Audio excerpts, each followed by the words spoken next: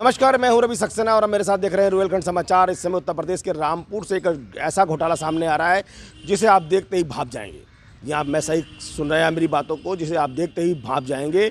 और जो मेरे पीछे जर्जर हालत में बिल्डिंग बंद टूट है और यहाँ पर बाकायदा एक जिला सहकारी संघ के नाम से एक पूर्ति भंडार केंद्र चल रहा था जो कागजों में 30 साल से बंद था। उसकी वजह थी जर्जर बिल्डिंग, ना तो यहाँ स्टाफ था ना कुछ। लेकिन इस बार बताया जा रहा है कि विभाग की मिली भगत से बाकायदा इस निष्क्रिय को केंद्र प्रस्ताव करके केंद्र धान खरीद कर बनाया गया है।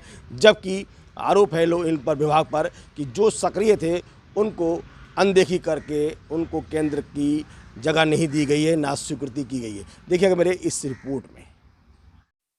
उत्तर प्रदेश की योगी सरकार ने किसानों से खरीद करने के लिए धान क्रय केंद्र पूरी यूपी में खोले हैं। तो वहीं उत्तर प्रदेश के रामपुर में भी करीब 147 क्रय केंद्रों की स्थापना की गई थी, यानी कि आवंटित किए गए थे। लेकिन जिलाधिकारी महोदय ने इस पर जांच करने के बाद 147 सेंटरों में से 14 सेंटर निरस्त कर दिए, क्योंकि इसमें जिलाधिकारी को धांधली जैसा मामला समझ में आया था। वहीं विभाग के अब 133 क्रय सेंटर रामपुर जिले में काम कर रहे हैं। लेकिन बड़ी बात यह है कि इन क्रय केंद्रों में एक ऐसा क्रय केंद्र है धमोरा सहकारी संघ एवं पूर्ति भंडार, जो करीब 25 साल से बंद पड़ा है और जर्जर हालत में उसका भवन है। लेकिन क्या विभाग ने इस पर कुछ रुख ऐसा इख्तियार किया कि इस बंद पड़े क्रय केंद्र पर ही धान क्रय केंद्र आवंटित कर दिया गया। इन सबको करते हैं पीसीएफ और सहकारिता विभाग। तो क्या इनकी आंखों पर उस समय पट्टी बंध गई थी जब इसका प्रस्ताव कर इस पर धान क्रय केंद्र आवंटित कर दिया? ये अपने आप में एक उत्तर प्रदेश सरकार को चूना लगाने का प्रयास हुआ है। बहरहाल ये जिलाधिकारी का विवेक काम करेगा कि अब आगे क्या होगा।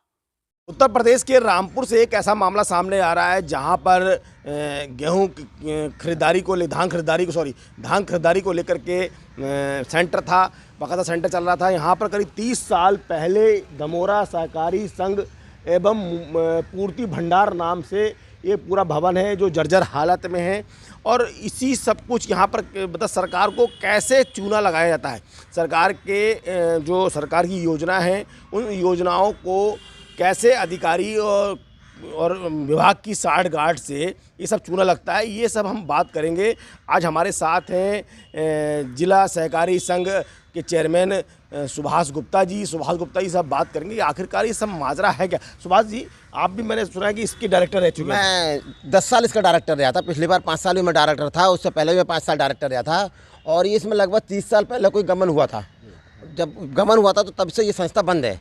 तो मैं जब डायरेक्टर बना था पिछले से पहले 30 साल पहले गबन हुआ था। कितना गमन? ये लगभग 30 से 25 से, ये मुझे ध्यान नहीं है, 25-30 लाख रुपए का इसमें गमन हुआ था। तब किसने किया था? ये उस टाइम सचिव और उस टाइम के कोई चेयरमैन थे, उन्होंने मिल भगत से गमन हुआ। इसमें पहले संस्था बहुत बढ़िया थी, ये बहुत चालू संस्था थी, खाद भी बिकता था, कपड़ा भी बिकता था, इसमें बहुत बढ़िया चालू संस्था थी। मगर 30 साल पहले जब इसमें गमन हुआ तब से ये संस्था बंद थी। तो जब मैं इसका डायरेक्टर बना था तो मैंने बहुत कोशिश करी थी इसे चालू करने के लिए। पिछली बार जब सरकार बनी तब भी मैं भी डायरेक्टर था, तो मैं चेयरमैन भी मैंने अपनी मर्जी का बनवाया था। मैं एआर कोऑपरेटिव के पास 2-3 बार गया कि साहब इसे चालू करा दीजिए, इसमें धान के सेंटर। तो एआर कोऑपरेटिव ने मुझसे उस टाइम कहा था कि इसमें कोई सेंटर नहीं हो सकता क्योंकि ये गमन में चल। मतलब एआर कोऑपरेटिव जो थे कितने टाइम पहले कहा था उन्होंने? मैं अभी 2 साल पहले मेरी बात हुई थी, पिछले पीरियड में। तो उन्होंने ऐसा क्यों कहा? बोला इसमें नहीं हो सकता। इसमें मैंने कहा साहब इसमें सेंटर कर दीजिए, इसका खाद का कोई काम। बोले इसमें ये गमन में है, इसमें कुछ नहीं हो सकता, इसका भवन भी नहीं है और इसमें कोई काम करने के लिए जीएसटी भी नहीं है। मैंने कि ऐसा तो नहीं है, सब काम नहीं बनवा लेंगे, सेंटर तो आप कर सकते हो। बोले नहीं, हो ही नहीं सकता सेंटर। तो अब क्या सेंटर हुआ है? ये सब मैं आपको तो सहकारिता विभाग, जो रामपुर का जो सहकारिता विभाग है, जो एक भ्रष्टाचार का बहुत बड़ा अड्डा है। और जब से ये नए एआर कोऑपरेटिव आए तब से तो ये सहकारिता विभाग में भ्रष्टाचार की हदें पार कर दी गई हैं। कौन है ये एआर कोऑपरेटिव में? गणेश गुप्ता जी। मेरे समझ में ये नहीं आती, जब मैंने कहा था कि इसमें सेंटर कर दीजिए, जब मैं था तब सेंटर के लिए मुझे मैंने कहा था कि हाँ इसमें सेंटर नहीं हो सकता, गमन है। अब ये इसमें जब 30 साल से गमन है, कोई सचिव नहीं इसमें।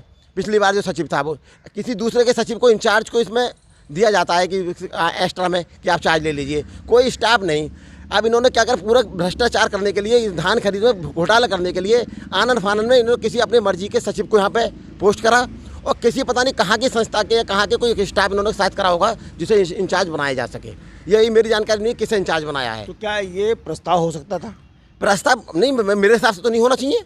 भाई जब जो संस्थाएं जिले की चल रही हैं वहाँ पे तो इन्होंने सेंटर करे नहीं। जो संस्थाएं सही चल रही हैं, जो पिछले कई सालों से सेंटर चला रही हैं और सब धान भी खरीद भी कर रही हैं, सब काम कर रही हैं, वहाँ इन्होंने नहीं दिए। क्यों नहीं दिए कि वहाँ के जो चेयरमैन थे वो एक्टिव थे, वो वहाँ पे घोटाला करने नहीं देते। और जो है यहाँ पे बिल्कुल निष्क्रिय संस्था पड़ी है, इसका चेयरमैन भी अभी कोई निष्क्रिय है, मुझे पता भी नहीं क्या है।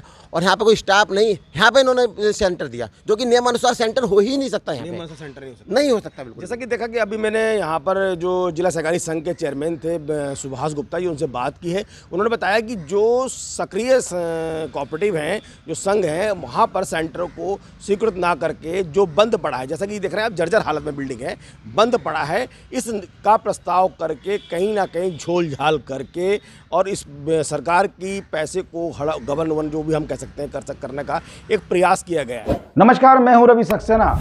अगर आपको मेरी ये वीडियो अच्छी लगी हो तो आप सब्सक्राइब और लाइक जरूर कीजिएगा। और हाँ, हमें सब्सक्राइब और फॉलो करना ना भूलें ताकि आपसे कोई नए अपडेट छूट ना पाए। जी हाँ, आप ध्यान रखें, हमारे साथ जुड़े रहिएगा रुएलखंड समाचार पर और ये बेल आइकन को जरूर दबाते रखिए।